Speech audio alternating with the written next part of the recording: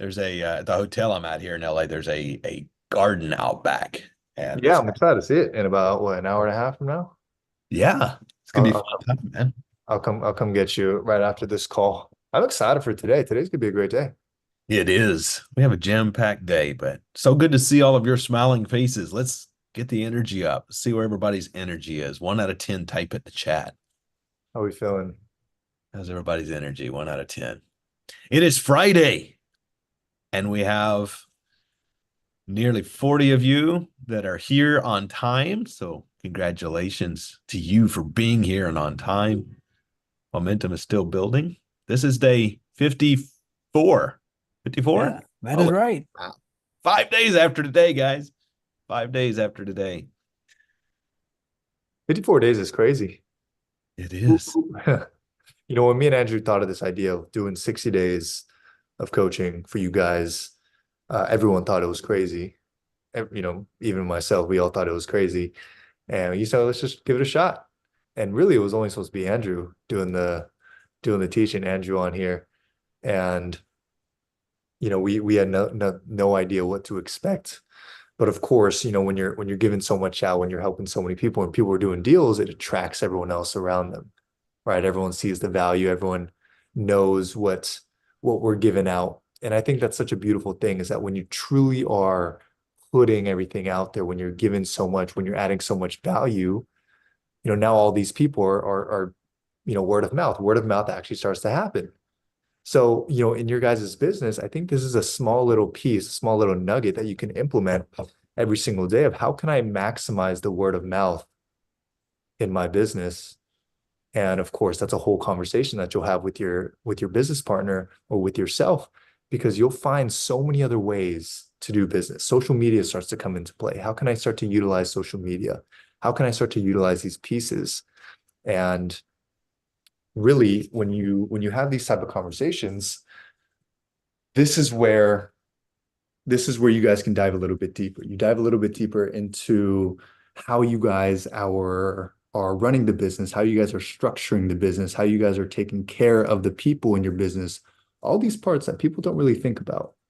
You know, our job here is to get you guys to think about things that, you know, you might not have thought about otherwise, or maybe you thought about it and you pushed it to the side. And that's why today I'm super excited because we have someone, a really good friend of ours, that is going to share something that we wish, me and Andrew wish that we knew a lot earlier. It would have saved our butts so soon. It would have saved our butts in a lot of different scenarios. And we're thankful, you know, we're thankful for the mistakes that we had made. And that's why we share the mistakes with you guys so you don't have to make them. And that's why we bring someone like our good friend here to protect you guys and to make sure that you don't have to spend those 3, 4 years of screwing up, going the ups and downs and the all arounds. So, you know, Andrew will give a better scope of this because over his 10 years, I'm sure he would have wished that he knew this person quite a bit earlier. I was lucky enough to know Andrew, and Andrew knew these people. But Andrew, you know, what has your experience been with our guest speaker today? Yeah, so the cool thing is, first off, so important when you start collecting assets to have it done right and to have the ownership right. And while you hear us talk about land trusts and all of the convoluted pieces of ownership and how to protect yourself, the simple very first step is to get an LLC and to get the ownership right. There's something you'll find out when you get sued down the line, and that is what they call piercing the corporate veil. What they do is they try to take your entity and prove that they can still sue you personally, right? So it's so important. Can you go on freaking Google and set up an entity yourself? Absolutely. Do I recommend it? Absolutely not. It's not the end of the world. Okay. In fact, that's why Tommy's here. They may fix it if you already screwed it up. But the objective is that we use these entities to protect ourselves. Because unfortunately, as soon as you start building a castle, there will be a predator who tries to come knock your castle down. And so to have the professionals, you know, it's like closing with a real estate attorney. Can you go get a deed signed in a living room somewhere? Of course you can. Do I recommend it? No, we always close with real estate attorneys. So Tommy's here today. He's going to be sharing with you the importance of entities. He's going to be sharing with you some very cool insights that you're not going to want to miss. And then he's going to be giving you an offer at the end to schedule a call with him to deep dive into your business with him and his team. So very, very special time gathered today. I must tell you, if you don't have your LLC yet, or you do have it set up and you want to make sure it's done right, the minor amount of money you get doing this is worth its weight in gold because of what it can save you on the back end. Don't ask me how I know, but I've been through a few pieces over the years that I could only pray, and I wish I could rewind to come back to this moment. It would have saved me many tens of thousands of dollars worth of attorney's bills. So that's not to scare you. It's to say, get it done right in the beginning and you won't regret it. Uh, I'm going to be listening in. I'm not going to be going anywhere. We're going to be taking questions at the end, as usual, for me, for Leo, and for the crew that's here to answer your questions about entities. So we may go a few minutes over today because we have a jam-packed day, a lot of value. So without anything further, Mr. Tommy, welcome. Thank you so much. Do you guys remember the first time we met in Key West?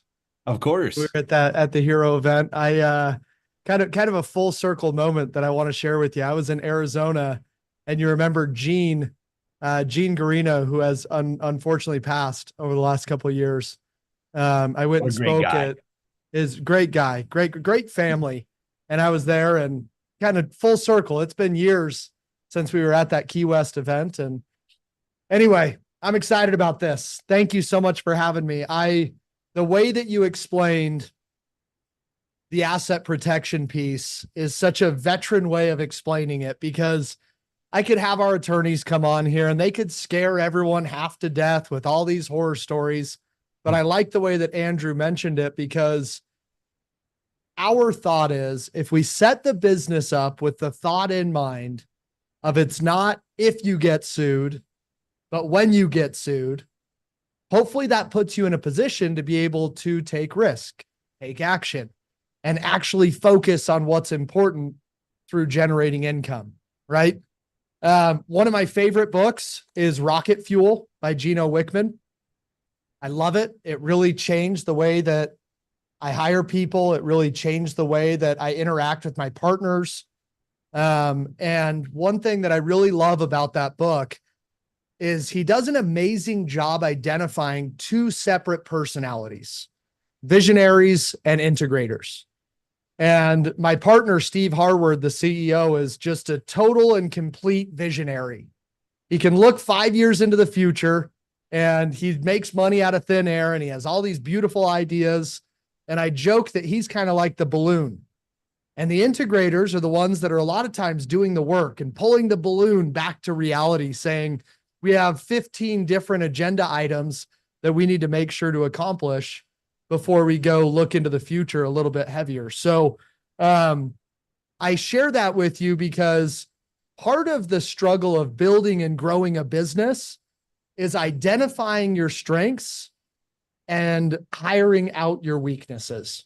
If you can focus on doing what you love doing, whether that be the bookkeeping piece, the marketing piece, the acquisition piece, if you can focus on what you love, that's the beauty of being self-employed. Then you get to go generate more income and bring people in that aren't as good or prefer doing what you don't like doing, right? So with that being said, for today's agenda, let's talk about the pros and cons of how to structure your business. It is not one size fits all. I'll tell you everything. You can go set it up yourself. You can hire an attorney. We can help you with it. I'm going to give you the questions to ask no matter how you do it, so that you have a comfort level that really makes a lot of sense on how to structure your business. Okay. The other thing that I'm going to share with you here is everyone on this call has very likely complained about interest rates, myself included, right? I'm not exempt from this. We all want to go make, let's just even say $10,000 more this year. Why don't we talk about how to save 5-10% in taxes? Why don't we talk about how to save $10,000 in taxes? Because more money, more problems. They're great problems to have. We're going to welcome them with open arms. But if you can go generate more revenue while simultaneously saving more revenue, that net on both profit and loss is ultimately what really starts to create wealth. So I'm excited about this. Like Andrew said, we'll make sure to leave some time at the end for a bunch of questions, but let's jump in and get the show on the road. My name's Tommy Thornburg. I'm the president here at Prime Corporate Services. We've been in business since 2012. And since 2012, we have helped structure over 150,000 businesses. It's been a wild ride. We've got a full team of CPAs. We've got over 300 employees now. But what brings us back is when we first started Prime, our entire goal was helping startup entrepreneurs. So we worked with a lot of eBay businesses, Amazon businesses, real estate investors, stock investors. And as it's grown, it's really evolved. Whether you're generating income or not, if you're just getting started in business, or if you are already doing millions of dollars a year, there's always opportunity to save money and to plan, profit, protect for the future. Okay. It's not what you make, it's what you keep. And that's a lot of what we'll discuss. Today's key points. I would love to hear in the chat here. Let me know 1, 2, 3, or 4 what you feel like will benefit you the greatest for where you are in your business right now. Just, it gives me a really good gauge on what to focus on and what to go into more detail on. Number 1, business entities, how to structure them, what the differences are. Number 2, tax deductions, how they work, what deductions you qualify for, whether you're a real estate investor or whether you are a self-employed, home-based entrepreneur. I see a lot of asset protection and generational wealth over here. I love it. And then number 4, personal credit and business credit. How to build a separate credit profile to not always have to use personal funds, personal credit. Andrew, you got something you want to add in here? Not yet. Keep going. This is good. Okay. I love it. All right. Thank you for that. Asset protection, generational wealth being as popular as it is tells me we got money being made in this group. And I love that. That makes my life a whole lot easier, especially from a tax standpoint as well. All right. Wah, wah, wah, wah. I'd like you to read that whole thing to us, please. Here's a fun, useless fact for you. Did you know if you read every legal disclaimer that was placed in front of you over the course of a year, it would actually take you a year to read it? That's interesting. I did not know that. Kind of scary. Here's another one for you. All right. 2 things on the legal disclaimer. So first of all, everyone's situation's different, right? Some of you are married, some of you have kids, some of you have multiple businesses. That obviously changes the overall tax picture. Second side of this, I am not a CPA or an attorney. However, I have a full team of CPAs and attorneys. They do all the work. I get to do this because I love it. I also get to do this and talk to you as an investor and as an entrepreneur. Okay. I have ownership in 10 different businesses. I own 78 doors of real estate. I have also made a tremendous amount of mistakes. I got in my first lawsuit buying my first investment property when I was 22 years old. It was a nightmare. I'll share more about that here shortly. I have overpaid in taxes. I have talked about setting up estate plans since 2012. I didn't finalize mine until my daughter was born about 3 years ago. So there's things that practice what you preach, right? And I haven't always done that. And I'm going to tell you the areas that I've made those mistakes throughout this so that, like Leo and Andrew said, let's learn together. That's the beauty of community. That's the beauty of what this is and what this group is we get to learn together and just share the good, the bad, the ugly. Okay. All right. Business structure. Couple things to really take into consideration with business structure. There is no tax code that says you have to be good at business. No one would be in business, right? It's hard. There's always things that are constantly going to continue to come up with you. The next thing that I'll tell you is there is a tax code that says as long as you show the intent, you can take business related deductions.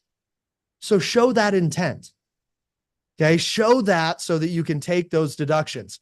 The tax code is over 70,000 pages. How do you show that intent, Tommy? The first thing that we want to do is make sure to set up the proper entity. Okay. So if any of you are just getting started, or if you're operating under your name or your social security number, the reason I don't recommend that to anybody is there's no asset protection and there's very limited tax benefits. So the easiest way to show the intent, to answer your question, set up an LLC. Limited liability companies are simple, they are easy, they are less expensive, and they give you a lot of flexibility to be able to flow through from a tax standpoint so that profit or loss, you put yourself in a better position. Okay. Now, write this down, please. Here are the 3 things that you should always ask when you're setting up a business entity. Number 1 is privacy and protection. How much privacy do you want? I don't want my name and my address listed on the state website. Okay. I got a wife and 2 beautiful baby girls, and I want that privacy as an entrepreneur. I'm happy to come on here and tell you, Tommy Thornburg, I'm in Murray, Utah. Come on by. The office is right in Murray. Anyone's more than welcome. But I want the privacy of my house. Okay. Do you want that or not? We need to make that decision. Protection. Protection is going to change as you build wealth. The more money that you have, the larger the target becomes on your back. And if we can make sure that you are isolating the asset protection and you know what the risk is, then it makes it easier to make those decisions. Okay. Number 2, tax benefits, profit or loss, good or bad, profit or loss. How do you put yourself in the best position possible? Okay. Let's break the year up into calendar quarters. January, February, March, quarter 1, April, May, June, quarter 2, so on and so forth. Going into the 4th quarter is business shopping spree season. Okay. We got any shoppers in here? That is when the money needs to be spent on the business, because the tax code is use it or lose it. If you don't spend money, you are going to pay money in taxes. So keep that in mind going into the 4th quarter, right? Did you know that every year, November and December usually have the highest transactions from a real estate standpoint? Why? Because people that have wealth and people that generate income know if they buy real estate, depreciate the real estate, they lower their tax liability and give themselves an asset that will pay them for the future. And the more that you know your profit and your loss, I'll talk more about best strategies there, but it allows you to make educated decisions for your business. I think that's extremely valuable. Okay. Number 3. If I'm jumping ahead, forgive me. Go ahead. The tax meetings is something that your company also assists in or handles, right? Correct. Yeah. We have documentation that you can do it yourself. So that you don't have to pay us. If it's very simple and you're a single member, we can do it for you. We have a full service accounting firm that's bookkeeping, minutes, quarterlies, monthlies, annuals, everything that you would need from a tax standpoint. We have about 200 employees on the tax side. I've currently got about 80 accountants total. So that's another massive value is any of you that already have accountants or CPAs, you got to file your taxes, right? But ask your accountant, how many people do you file taxes for that are in the industry that I'm in? Whether it be real estate, short-term, long-term, stocks. What I love about having this large accounting firm, when I first started, I liked having a smaller one. But what I have found to be valuable in having a larger accounting team is the more that they communicate with each other and they say, Andrew saved money off of the Augusta rule, paying the kids, do it. What did you do to be able to save money? And how can we share that with other clients? A lot of professionals don't do a lot of ongoing training that keeps you engaged on additional tax benefits. So be aware of that as well. All right. Number 3, credibility.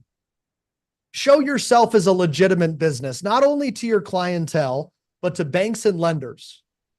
Okay. Banks are businesses. They make money off swiping cards and interest rates. How do you appear as a professional to make the bank more of a business partner where you are using money to make more money? I'll talk about that on the business credit piece as well. But those are the three: privacy and protection, tax benefits, credibility. Once you have an LLC in place, you can write off startup expenses, organizational expenses. You get deductions even if no money is made.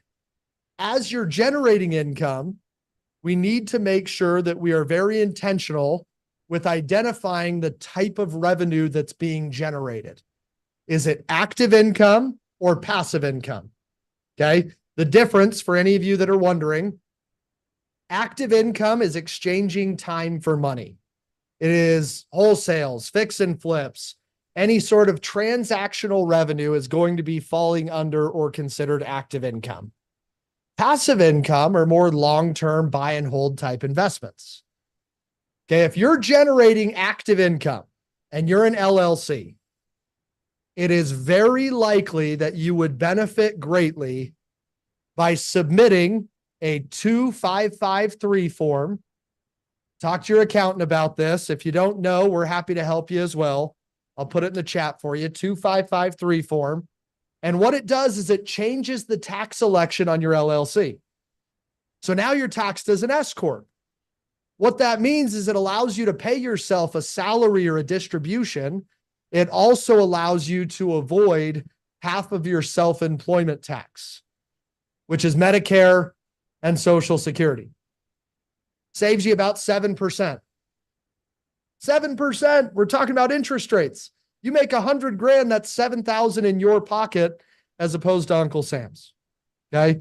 So identifying the type of income, giving yourself the privacy and the protection, maximizing on your tax benefits, huge value to keep more money in your corner.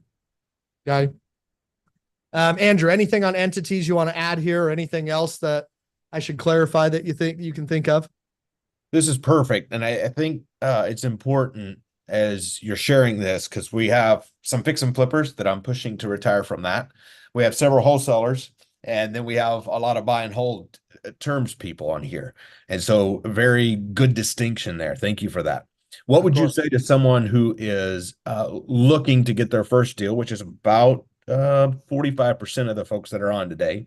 They're looking to get their first deal. What is the one simple thing that they need to be taking away from this? I think that if you're brand new and you're looking to get your first deal, you have to realize that you are still making major commitments financially and time. Okay. You've invested money, you've invested time. You're not here without the intention of being a business owner. So what that means is set yourself up with a solid foundation to build your empire. It's not about where you are right now. It's where you're going to be in 1 year, 5 year, 10 year beyond.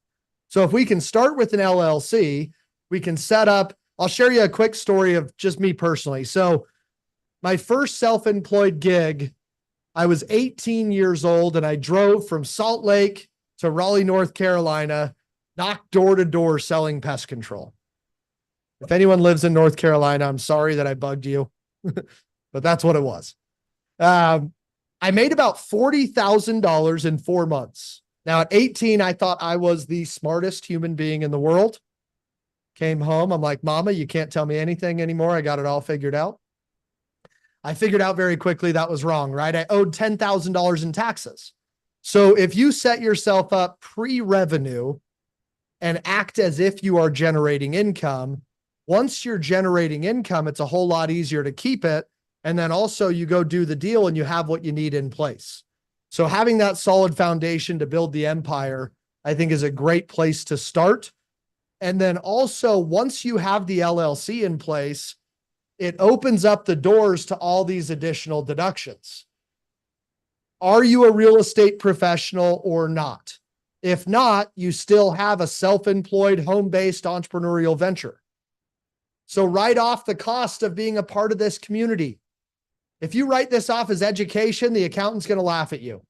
They're going to say it's a $3,000 limit, or an accredited university is going to need to be required. This is advisory. This is consulting, right? Right. What does it take to run and operate the business? Your phone, your internet, your power, portions of your rent or your mortgage. The list goes on and on of deductible expenses.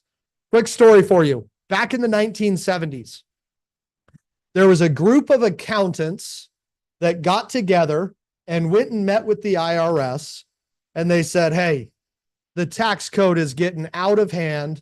Help us, help you, help our clients. What is a business-related expense?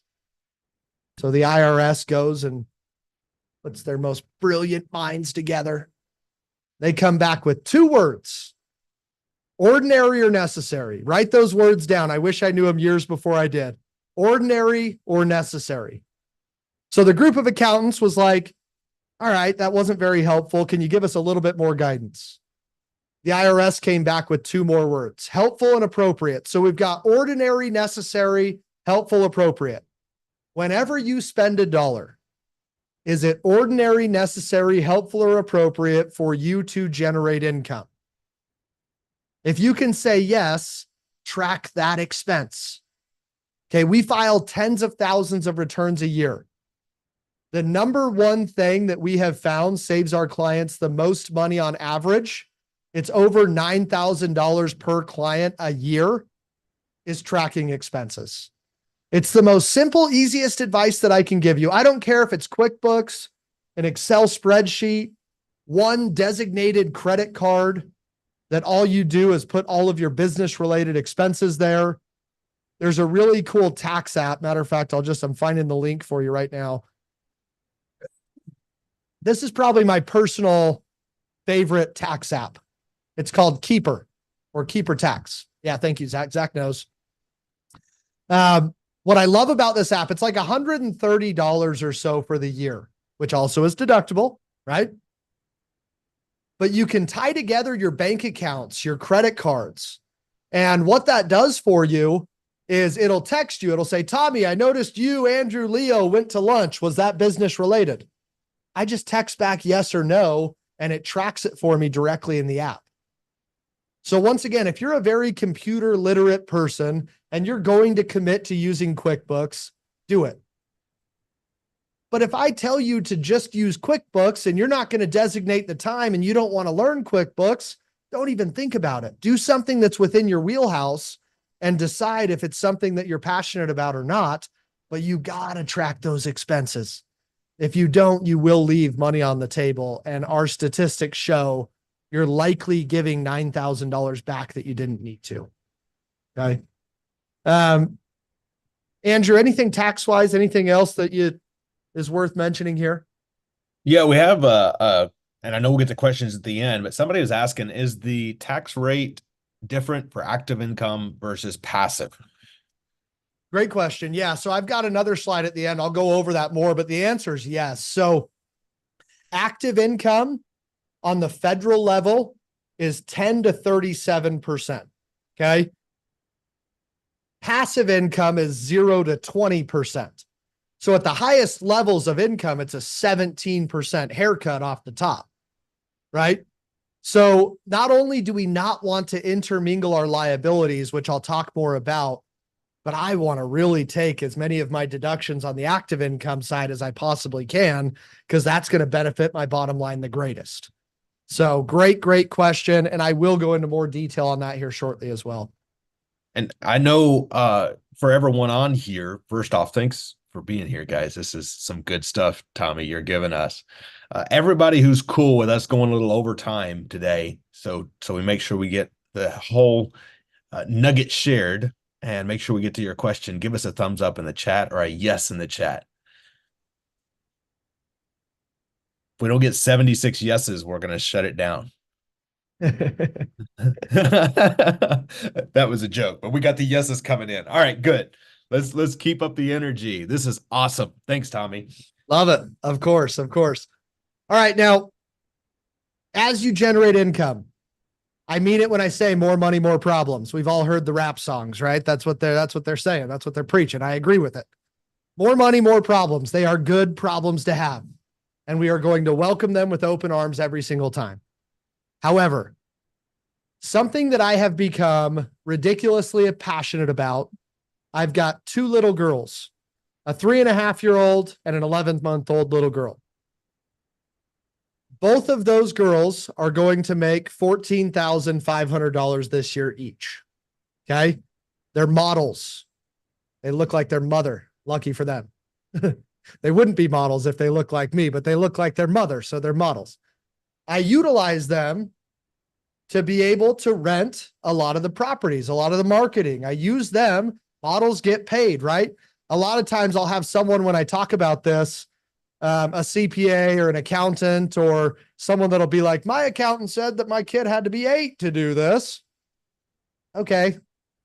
Not true. Models make money. Mine happen to be under 8, right? But they do have to be doing something that is reasonable that you can pay them for. So is it social media management? Is it cleaning your office? Is it helping with mailers? What I love about this piece,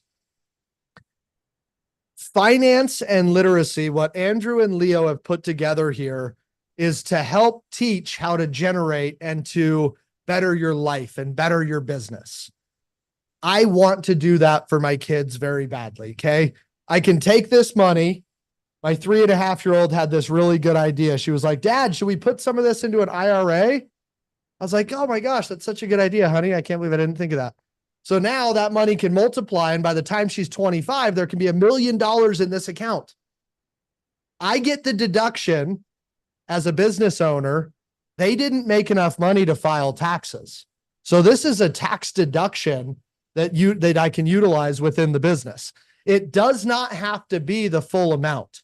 It can be $1,000 or it can be $5,000. Unfortunately, it doesn't work for grandkids. It does usually have to be dependents directly. But for those of you that have kids, how do you teach them financial literacy while building and growing your empire? I know that a lot of your whys, especially if you have kids like myself, they're part of that why. They're part of the reason that you're doing what you're doing to better your situation, right? So keep that in mind. Here's another really cool one. The Augusta rule. Has anyone done the Augusta rule? Has anyone implemented it into their taxes? Let me know in the chat if this is something that you've done and actually implemented as a tax strategy. 1970s again. A gentleman that lived in Augusta, Georgia. If there's any golfers in here today, you know the Masters golf tournament goes to Augusta, Georgia every year. Now, one year, a gentleman that lived in Augusta, Georgia, rented his house out and got audited for not claiming the income that he made when he rented out his house. Fortunately for all of us on this call right now, he got it passed through Congress and Senate. So Justin grew up in Augusta. If this was you that got this law passed, Justin, I love you. But this is a really cool tax strategy. This is amazing. So what this rule says, it's section 280A of the tax code. It says you can rent your house out up to 14 days a year tax-free. So here's how I implement this strategy. On the 5th of every month, my business rents out my house. I go over minutes, meetings, bookkeeping, monthly goals, quarterly goals, annual goals. I track what I went over, who I was with, and I have a rental agreement that my business paid me personally for the rental of my house. Okay. Sometimes you're thinking, do I have to put this on Airbnb and leave my house for 14 days? No. You as a business owner, tomorrow, you can either rent out the Marriott next to your house in the conference room and have a business meeting there, and no one would bat an eye that that's a business related expense. Why not do the same thing for your house? Right? Business rents the house. Yeah, that's it. That's what it's all about. So our clients, and here's another thing, our tax clients, we have organizers that you have to track this stuff. What did you pay the kids for? When did you pay them? What did they do? When did you rent the house out? What did you cover? What was it? We have documents for all of this. We don't want to raise red flags. We don't want to get into tax codes that are going to increase your audit chance. but we do want to track it. And we've all watched enough crime television at this point to know we got to have an alibi. So what is that alibi and how do we track it to live within the tax code to maximize and benefit on these deductions, right? All right. Now, I would love if Andrew and Leo will have us back down the road as well. We can have our attorneys come on, our CPAs. Asset protection is important. There is no doubt about that. Okay. It is a very sue happy world that we are living in. 40 million lawsuits filed every year. It's an average of 76 a minute. It's crazy. Remember, the more successful you become, the larger the target on your back becomes.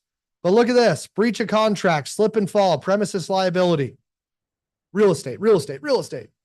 It's created more millionaires than anything else.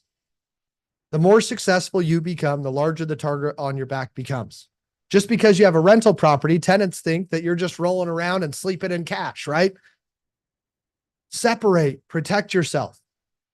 What's the maximum you could let your business rent your house for? I assume there's a reasonable amount that will not raise eyebrows. You are absolutely 100% correct. Thank you for asking this. I probably should have said it. There's a really cool website. It's called peerspace.com. And you can enter in your address and it'll tell you what you'd be able to rent your house out for on average on an hourly basis instead of a daily basis. It increases it a little bit, but it's got to be reasonable. So look on Airbnb, what it'd rent for the whole day. Something similar in your area. Look on PeerSpace on what it would be for an hour. A lot of times we try and go off of like $1,500 a day, but it varies so much depending on the area that you're in. And that's another thing that we can do is help you identify what's not going to raise a red flag. Okay. So protect yourself, right? Here's something that may stick with you as well. We've all heard, don't put all your eggs in one basket. Anyone heard that? Anyone heard that saying? Don't put all your eggs in one basket. The problem with the saying, no one told us what eggs to put in what baskets, right? So when we're deciding what eggs to put in what baskets, we need to make sure that we identify what the risk is, what our risk tolerance is as people and business owners, and what we need to be aware of as you build, as you grow, and as you continue to really build wealth long-term. Okay. I want to transition here. Let's talk a little bit about credit, and then we'll talk about more asset protection, and then we'll open it up for questions. Okay. So personal credit versus business credit.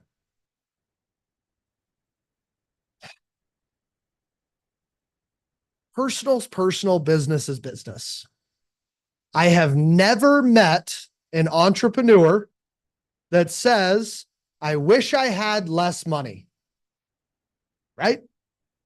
It's yet to happen.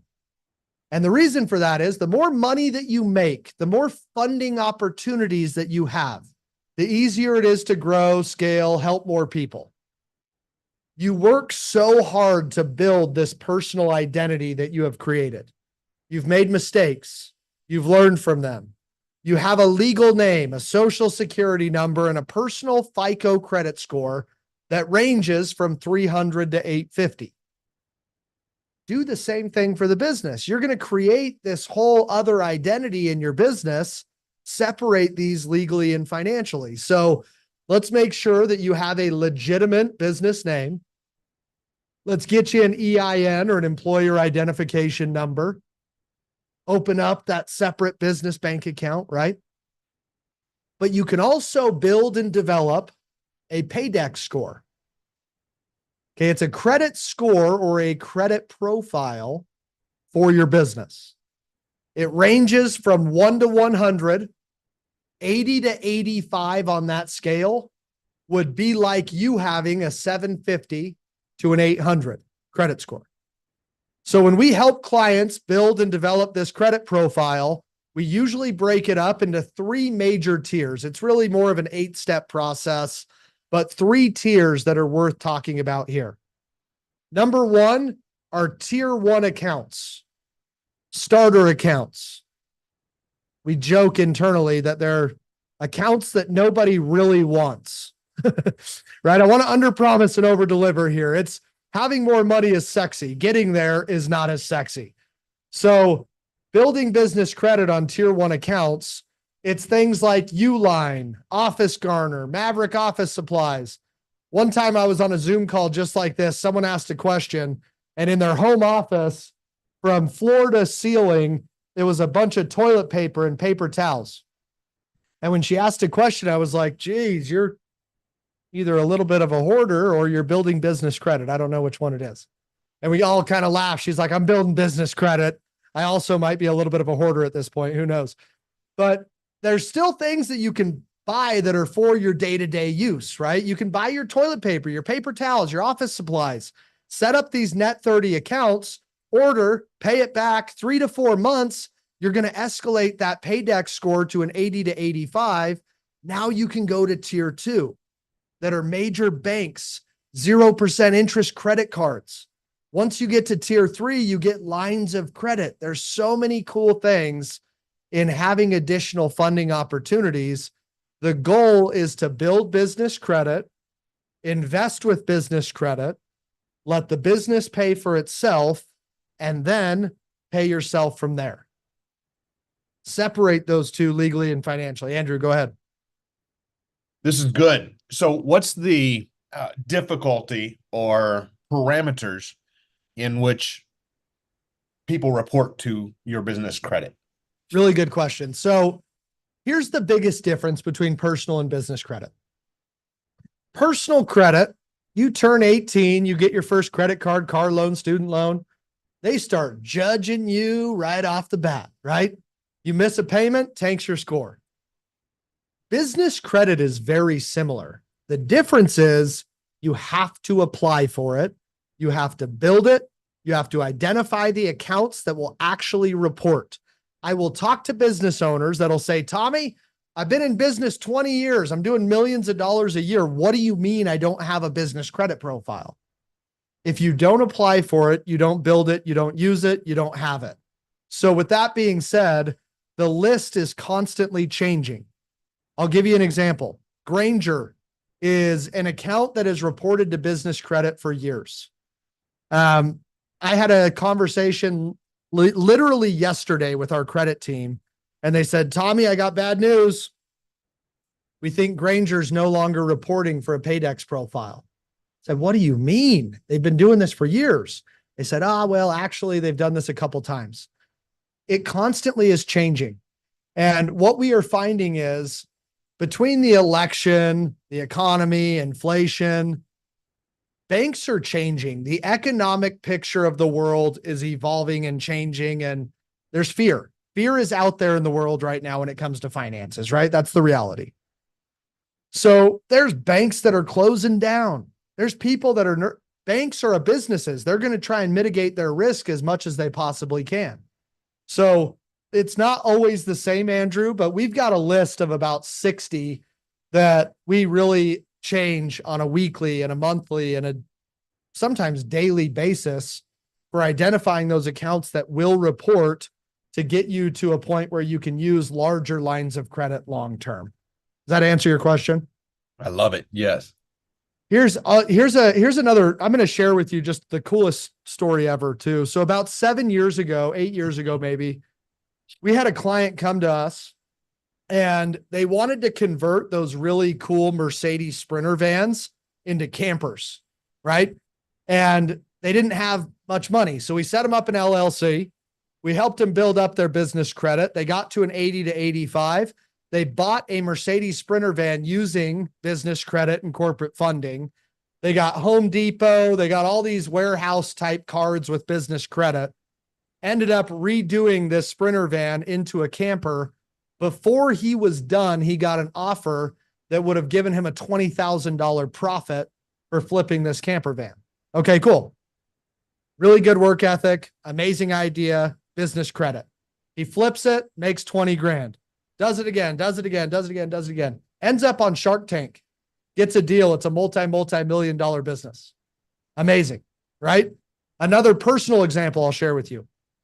About 8 or 9 months ago, I've been building my business credit for about 8 years now. And probably like 10 months ago, something like that, I had an opportunity to buy 7.5 acres and 2 mobile homes out of Missouri. If I purchased it with the investment loan, it would have been about 8%. I was like, I'm not doing that. I've got an open line of business credit at 4%. So I use the business credit. Business will pay for itself. I'll still get the write-off and the deduction. I saved the 4 points, right? Everyone talks about interest rates. No one talks about tax savings. The markets are constantly going to evolve.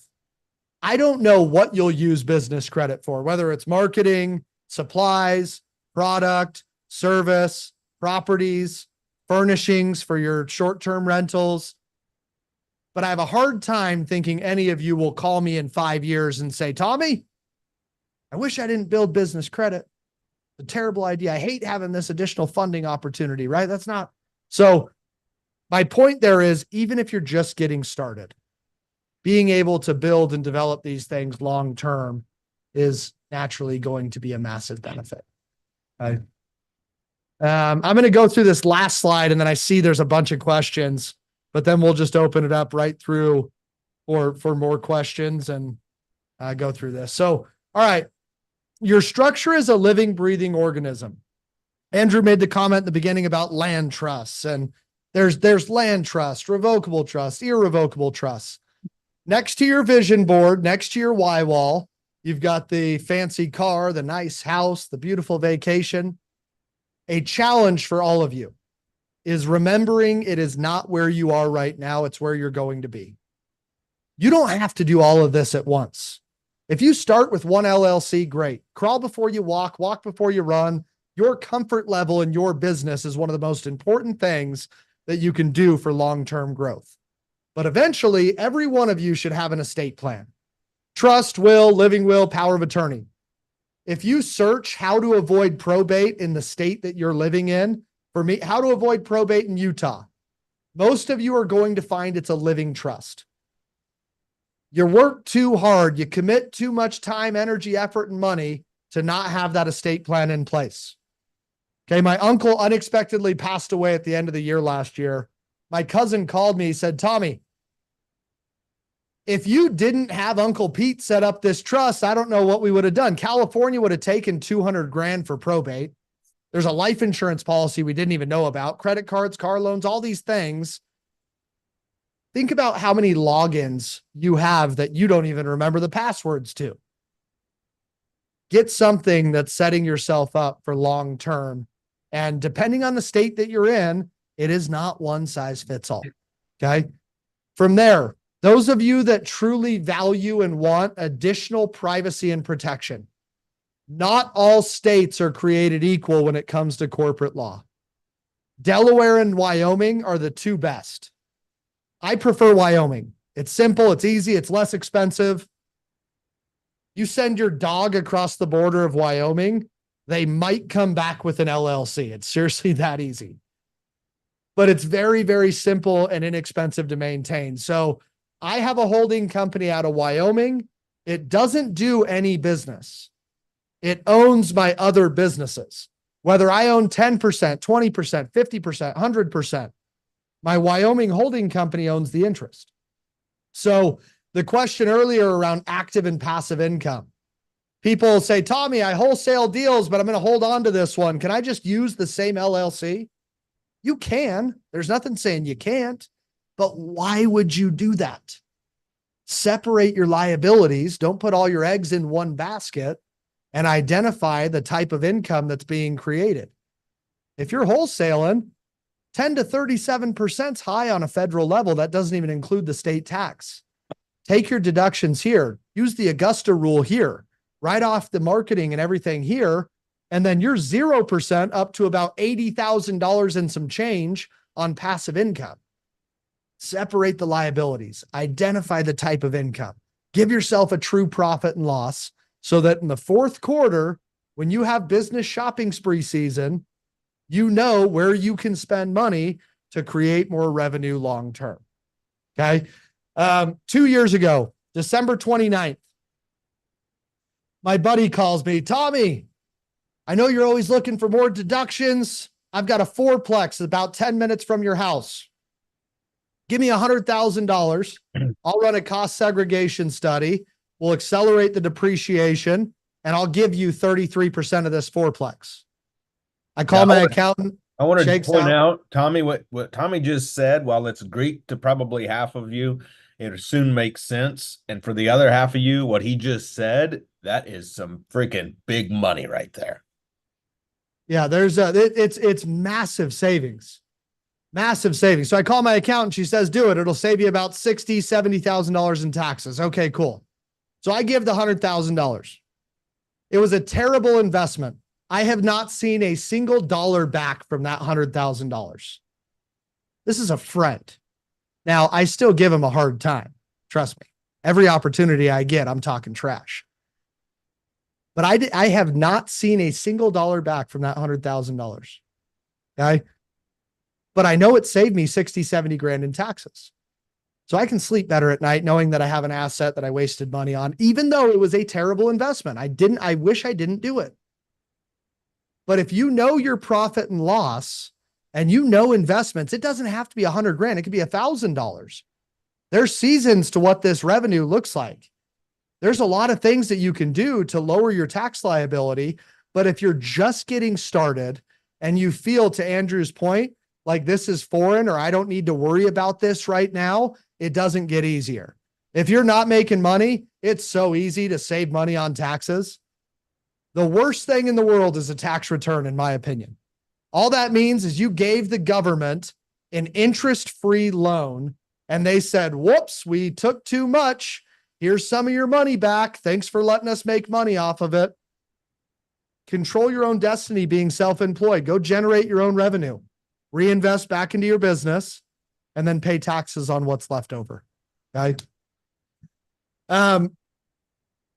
I know Andrew mentioned this earlier, and I know everyone's situation's different.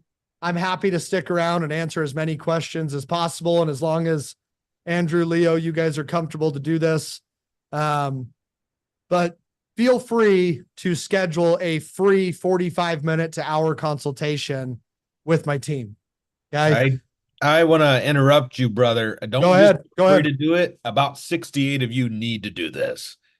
It is powerful. It's life-changing. And I'm telling you, this call may make the difference for you on a huge tax bill or a potential huge future litigation. This is vital. And the fact, Tommy, that you agreed to come on here and do this, number one, and share this information, thank you. But number two, that you extended it further to hop on the phone. And of course, if they're a fit to work with you, they're going to offer to their services to you, which then would be an investment. But every one of you should be taking advantage of this free call. It is transformative for your business and for your understanding. Can everyone put in the chat, thank you to Tommy? Because we had asked them to do this and we didn't know for so long if they were going to, because I mean, it's 45 minutes to an hour to each of you. And there's 74 of you on here. That's 74 hours of their time. So if everyone could put in the chat, please, thank you. Thank you to Tommy. And we have Zach on here as well. But scan that code. Scan that code, Tom, if you can put it back on there so we can have it. Everyone scan that code. It's going to be a big favor to you guys to really get that consultation, because see it as what it is. It's thousands and thousands of dollars worth of value right there for you guys. So you can also save, so you can make sure that your butts are covered when that time comes. So everyone scan that up, and we're excited to hear about it.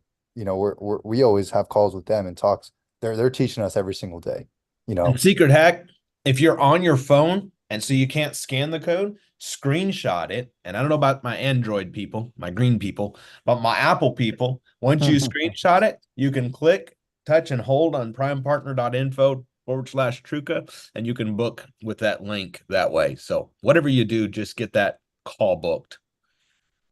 Yeah, it looks like Paul put the link in the chat as well if you're on your phone. Thank you for that, Paul. There you go. Appreciate it. Awesome. Thanks, Tommy.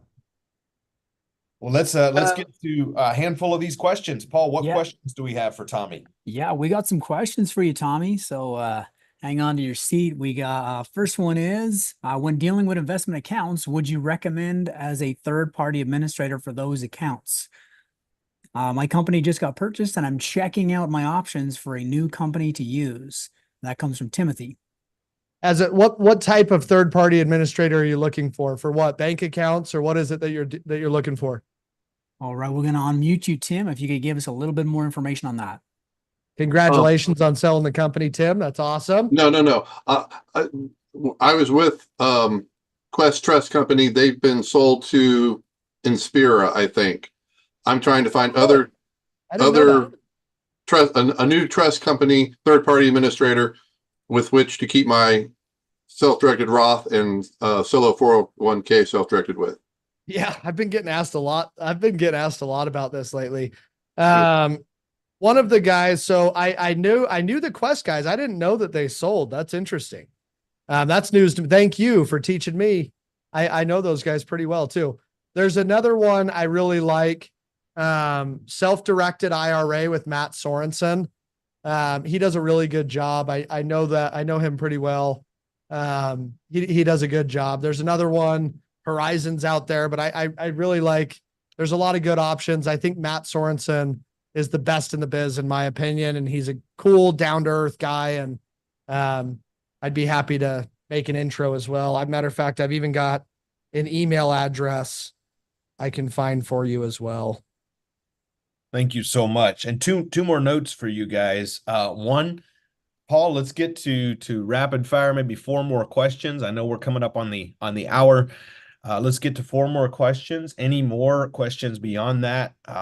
Again, just book the call. And then for our VIPs, we're going to just continue next Wednesday with our VIP call, because we wanted to give this extra time to everyone today with Tommy, since he was so generous, and Zach to show up and do this. So what's the next question? Paul, I had one that was sent to me directly. And it's a great question. You mind if I answer this one real quick? Go right ahead. Thank you for all the thank yous. I appreciate it. Carly had a question here. She said, the holding company, what are your thoughts on the Corporate Transparency Act and how to deal with it? January 1st, 2024, the Financial Crimes Enforcement Network came out with a new policy that said you have to complete a BOI report. It's a beneficial ownership information. And it's something that we can help you with. So when you schedule that call, let's make sure we do it. It's something that everyone needs to do. If you set up your LLC before January 1st, you have to do it by January 1st, 2025. If you set up your LLC or your business entity this year, we got to do it within 90 days. It does not affect your privacy, to answer your question directly, though. That's why the Wyoming holding company still works for additional privacy, is it's a non-disclosure state. So the Financial Crimes Enforcement Network was created for money launderers, scammers, tax avoiders. Do I agree with it? No, I honestly don't like it at all. And the reason I don't like it, if I was a scammer, my first thought isn't to go put up my driver's license and my passport on the Financial Crimes Enforcement Network, but it's a requirement. It's above my pay grade. It is a private, separate platform. Let's just consider it part of doing business. Let's get it out of the way. Let's get it done, and let's focus on generating income, but it will not affect your privacy. Really, really good question. I probably should have talked about that. Thank you for asking. Awesome. All right. Next question comes from our masterminder, Judy, and she says, is 14 days calendar days, or could it be a couple hours or days for more than 14-day period? Really good question. It does have to be days. Oh my gosh. Now we're thinking creative, and I absolutely love this. It does have to be days, because you have to track the dates. It can be an hour in that day, but it can't unfortunately add up to 24 hours, 14 times. That would be the coolest thing ever. I haven't even thought of that, and I love the fact that you asked it, but unfortunately it is days. Judy's That's a an amazing question. All right. We only got time for 2 more. Next one comes from Elroy, and he says, what are the consequences if we default on business loan payments? Ooh. So I would never tell you to go rack up a bunch of debt and not pay it back. You do have to be responsible, right? And there are ways where it separates the liability. The goal is to use the pay deck so it doesn't affect your personal credit. So there are ways to have those separated. But I tell people all the time, if you think that you can take money and not pay it back and have no consequence, you're crazy. What is that consequence? I don't know, but there's a really cool website that I like quite a bit. It's called 80,000hours.org. And it basically talks about every person has an average 80,000 hours that they work in their life. And it states that you can build that up and you can have the ability to work those 80,000 hours. But self-employed people usually make more money than people that are W-2s, right? So banks are businesses, and a lot of my bank accounts and my bank lines of credit are much larger than the personal lines of credit. So keep that in mind as you build business credit. You can separate the liabilities credit-wise, but there's going to be some sort of repercussion, whether it's personal or business. Setting it up the right way is critical. Okay, and last question, what for the percentage rate that we pay on business credit cards, is it tax deductible? Say it one more time. For the percentage rate that we pay on business credit cards, is that tax deductible? Oh, the interest. Yes, for sure. Yeah, the interest, the business related expense, those are deductible expenses for sure. And the big takeaway, like I said, make sure you track and make sure you organize those expenses. It makes a big difference. Thanks so much. Thanks, Tommy. Thanks, Zach. Thanks to the crew. You guys are awesome. And I'm sure you're getting a lot of bookings rolling in. So while we are wrapping up, Paul, if you would share that link one more time. We're cutting out. We're going to leave this running for about 60 more seconds just in case anybody missed the link. We'll see you all very soon, and excited to have you guys back in the near future, Tommy. Thank you again. Thank you. Great seeing you guys. Bye Have for a good now. day.